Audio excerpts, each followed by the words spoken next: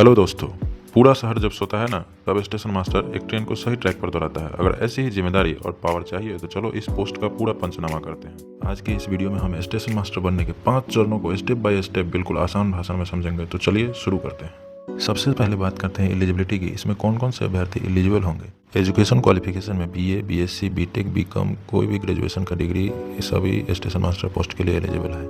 Age limit की बात करें तो सभी के लिए मिनिमम एज 18 वर्ष होगा और मैक्सिमम एज जनरल के लिए 33 वर्ष रखा गया है। OBC के लिए 3 वर्ष के छूट के साथ 36 वर्ष और SC/ST को 5 वर्ष के छूट के साथ 38 वर्ष रखा गया है। स्टेशन मास्टर फॉर्म भरने से पहले यहाँ पे सबसे पहले मेडिकल स्टैंडर्ड भी जानना जरूरी है। अगर आप स्टेशन मास्टर बनने का सपना देख रहे हैं तो आपको सबसे पहले मेडिकल जानना जरूरी है, क्योंककि आपकी अगर आँख ठीक नहीं है तो आप स्टेशन मास्टर पद के लिए एलिजिबल पहले ही नहीं हो पाएंगे। तो तैयारी करने से क्या फ़ायदा। अगर आपका आँख 6/9 तक 6/6 या 6/9 विदाउट ग्लास है तो आप स्टेशन मास्टर पोस्ट के लिए एलिजिबल हैं। और फॉर्म भरने के बाद यहाँ पे 3 एग्जाम आपको क्वालिफाई करना होगा, CBT 1, CBT 2 और CBAT, जिसको साइको टेस्ट के नाम से जाना जाता है। चलिए एक एक करके CBT 1 के बारे में पहले जानते हैं। CBT 1 में 100 क्वेश्चन पूछे जाते हैं जो 100 मार्क्स का होता है। टाइम 90 मिनट दिए जाते हैं। यहाँ निगेटिव मार्किंग भी है, प्रत्येक 3 गलती पे 1 नंबर काट लिया जाता है।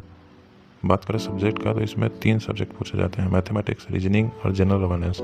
मैथमेटिक्स में 30 क्वेश्चन, रीजनिंग के 30 क्वेश्चन और जनरल अवेयरनेस जिसमें GK GS आते हैं उसके 40 क्वेश्चन। इस एग्जाम को क्वालिफाई करने वाले अभ्यर्थी को CBT 2 में भाग लेने का मौका दिया जाता है, जिसमें कि टोटल कुल सीट का 15 गुना बच्चा को ही CBT 1 से क्वालिफिकेशन मिलता है, जो CBT 2 का एग्जाम दे सकते हैं। फिर CBT 2 जिसे मेंस एग्जाम भी कहा जाता है, इसमें CBT 1 की तरह ही सेम क्वेश्चन का पैटर्न होता है, बस क्वेश्चन का पैटर्न हाई लेवल का होता है। क्वेश्चन थोड़ा टफ पूछे जाते हैं।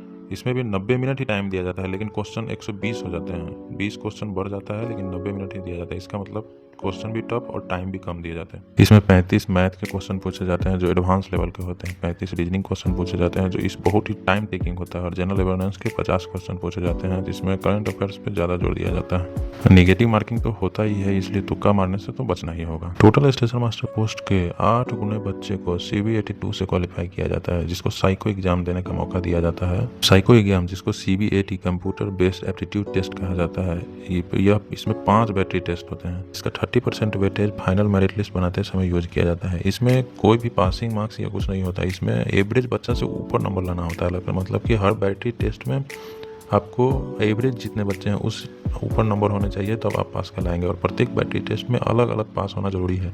अगर एक भी बैटरी टेस्ट में फेल हुए तो साइको टेस्ट फेल माना जाता है। इस टेस्ट का फॉर्मेट RDSO के द्वारा तैयार किया जाता है। अगर RDSO चाहे तो इस 5 बैटरी टेस्ट में किसी भी का भी सीरियल वाइज चेंज कर सकता है, टाइमिंग भी चेंज कर सकता है, या इस टेस्ट को ही बदल दिया जा सकता है। साइको टेस्ट पास होने के बाद CBT 2 का 70% नंबर और साइको टेस्ट का 30% नंबर जोड़ करके फाइनल मेरिट बनाया जाता है। फाइनल मेरिट स्टेशन मास्टर के जितने पोस्ट हैं उतने ही बच्चों का बनाया जाता है और उतने ही बच्चे को डॉक्यूमेंट वेरिफिकेशन और मेडिकल के लिए बुलाया जाता है। इन सभी सिलेक्टेड बच्चों को DBA और मेडिकल के लिए बुलाया जाता है। डॉक्यूमेंट वेरिफिकेशन में आपके सारे एकेडमिक सर्टिफिकेट लगेंगे। कैटेगरी में से बिलोंग करते हैं तो category certificate, identity proof, NOC, photo एवं सिग्नेचर। डॉक्यूमेंट वेरिफिकेशन होने के 2 दिन के अंदर रेलवे हॉस्पिटल में भेज करके मेडिकल टेस्ट करवा लिया जाता है, जिसमें सबसे ज़्यादा फोकस आँखों पर होता है।